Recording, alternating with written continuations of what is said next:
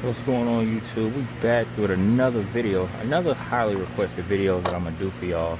A lot of people really like the thermostat video that I shot, so today I'm gonna redo it and kind of just revise a little bit that we went over and kind of show y'all how easy this job really is and how much you can save by not taking this car to a dealership. So a lot of people were telling me that, oh yeah, you can pull the battery box and all the other stuff. I understand that you can, but it's kind of a waste of time. If you just understand what I was saying, that you reach down and feel and find that bolt that's hidden, it takes you like 2 seconds to do so. And this job doesn't require a lot of parts or a lot of tools. You have your thermostat seal, your new 6 intake gaskets, a 13, a 10, some kind of pry tool, some pliers, a screwdriver, and I think the only thing I'm missing is my small ratchet. I'll grab. Doing a brake job on a Porsche as we speak with no spline bit socket, so that's kind of slowed us down. But yeah, and just a ratchet to kind of get that hidden tin out. So oh my bad.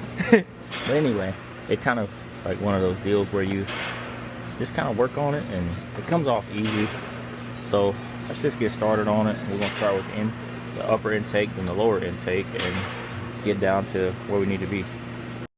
So we're gonna start with this upper intake, which is super easy to get off. Just loosen up. There's 3 of these little Phillips heads, little hose clamps you get free.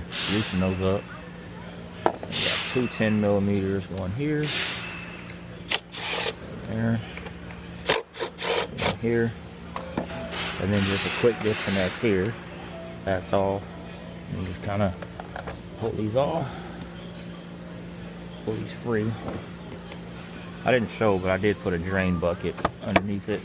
So there's a drain bucket underneath this car, which I'm probably gonna miss anyway, because I always miss. You can drain the coolant if you want, but I never really do because it slows you down. So then once you got that upper intake off, it kind of goes to pulling off just some of the other stuff. These CPAs are a nightmare to get off, so you kind of got to move them off. There we go. And it broke, of course it did, so we'll have to replace that CPA. But once you get that free, that came off. Kind of just pry this whole clip out. You could open the clip, but it's easier just to pull it off. So once we have all those free, yeah, it broke. CPA broke, so we'll have to probably get that fixed. It's what you run into when you mess with some of this stuff. We'll replace the CPA, but kind of got to try to get under it, pick that one off. And then again, the only thing you need is a little trim tool for is these two. They always snap. Then you'll have 2 tins on the back side of your intake. They just hold your coolant pipe down. Pull those 2 tins off. There. And we'll swap to the 13, which there's 8 of those. So we'll get these all.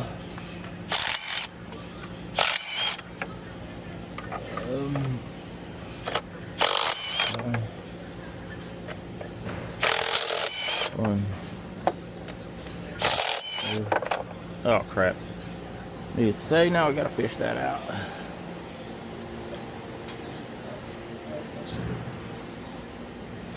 These are supposed to be locking extensions, but they're not. So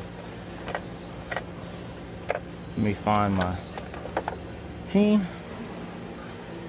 We'll get the other 2 out. So there. That one. And this last one. There we go. So there we go. Got them all free. And remove the intake. So there's your upper and lower intake are off. We're kind of down to where we need to be. Your thermostat's actually here. So I'll pull this hidden tin and then we'll slide the pipe back, pull these 2 out, and then pull our thermostat.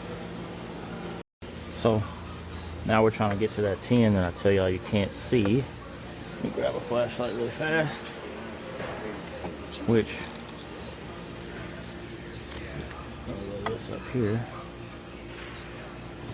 That 10's kind of hidden, so what I always do is I kind of feel for it first before I install the socket. And then once I hit the socket on it, crack it loose, and then you can see that this pipe that feeds it comes loose. So you just kind of ratchet that bolt out.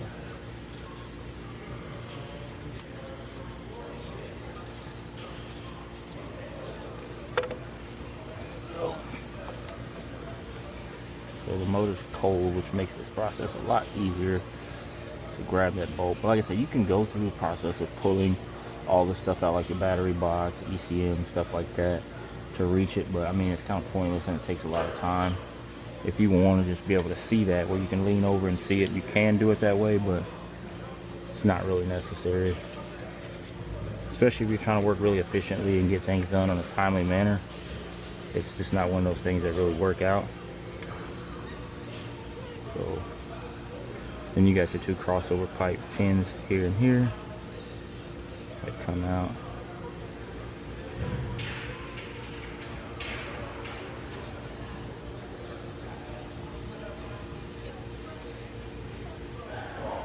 So we'll get these out. Two crossover pipe seals. And then what I like to do is, in order to get the crossover pipe seals out, I like to take super lube and kind of hit those little crossover pipe seals. A little bit of that, let it soak down in there. It makes them easier for them to slide out. And then see, we've already got this out, so then we can just kind of pop the pipe back. It's kind of hard to pry this pipe back, but once you get it out, it comes out pretty easily. Like that. Just kind of pry, use this ear on the block and pry it back a little. And the pipe's out. Like I said, I'm probably missing my bucket, but yep, there we go. We can move it around. And now that those are out, we can try to kind of walk these out. Crossover pipe out. I didn't drain this, like I said, because it's going to drain into that bucket. I could have pulled a pit cock on the radiator and all that good stuff, but it really doesn't matter. I mean, if you want to be that guy, then go ahead, but you really don't have to. So we got that done, and now we're down to where we need to be, which is the thermostat. Just boom. So hit the thermostat, pull the two 10s out, and reach down and grab it. Kind of a angled out thing. Once you angle it out, there we have it, thermostat. And I've seen a lot of people in the last video asking about the coolant temp sensor. You don't have to replace that temp sensor if you don't want to, but what I did notice, the easiest way to get it out is you can use a flex head ratchet or a flex head wrench. I call everything a ratchet, but you can use that to kind of angle it down and spin it out slowly. Or you can do what the old procedure required, which was pull the injector rail to pull this pipe, and then you can access it better. But I wouldn't recommend that, because then you got to resize your seals on your injectors, which, yeah, it's not really necessary. So now that we're down that far, this red seal here is the one we're going to replace, which you just kind of push it forward, that,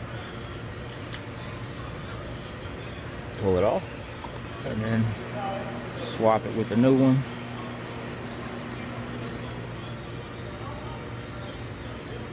Just pop the new one on.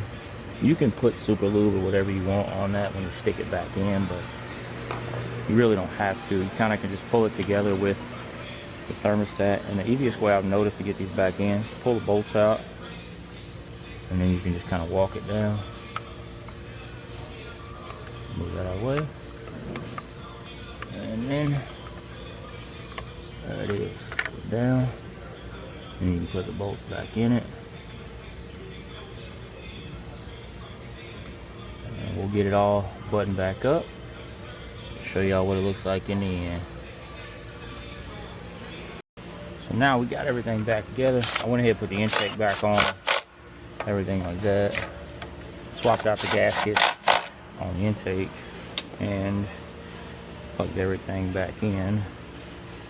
But this job is really easy, and if you do it yourself, you're gonna save yourself a lot of money. This job I think ranges from $1,200 to $1,500 at a dealership, about $1,000 at an independent shop. And I mean, you do this, you're gonna spend a couple $100 in parts and then a little bit of labor. So if you're willing to take the chance and learn, you can do this job. I think I'm gonna, like I said, lean my channel more toward just the entire scope of the car business, fixing cars, repair tips, you know, my cars, things of that nature. Just, it's one of those things. But if y'all have any comments y'all think I can improve on, or ways that you think that you do this that works better, let me know. I'm always willing to take advice. You just leave them in the comment section, which I know a lot of people are gonna say, drain the coolant first, drain the coolant. Yes, you can do that, but like I said, then that requires you to raise it up, pull the lower splash covers and things of that nature off, and then pull the pip cock, wait so long for it to drain out. But in the end, it's the same thing. You can just power wash this engine, which I'm going to do in the end. Just kind of clean up all the excess coolant, if there is any coolant, so you don't have that coolant smell. Everything's back on and tight. We put everything back in. So got all our stuff back tight, our 10 there, 13s, lines, everything, all that stuff's back on. And now we gotta do is top the coolant off, clear the codes out, and it's done. So this was just, like I said, another quick video showing y'all how to do this thermostat on your own. We got everything back tight, everything's back where it needs to be, and everything's tight and good. We're gonna top off the coolant, finish this job off. Appreciate y'all for watching, man. We're gonna keep giving these little quick know-how videos on top of, like I said, my old school stuff and everything else that I like doing. But I spend so much time in the shop that I figured I could just give y'all this shop content as well as like life content. But anyway, man, I appreciate y'all for watching. If you have any tips for me, leave them in the comment section, man. Y'all like, comment, share, subscribe. We'll see y'all in the next video.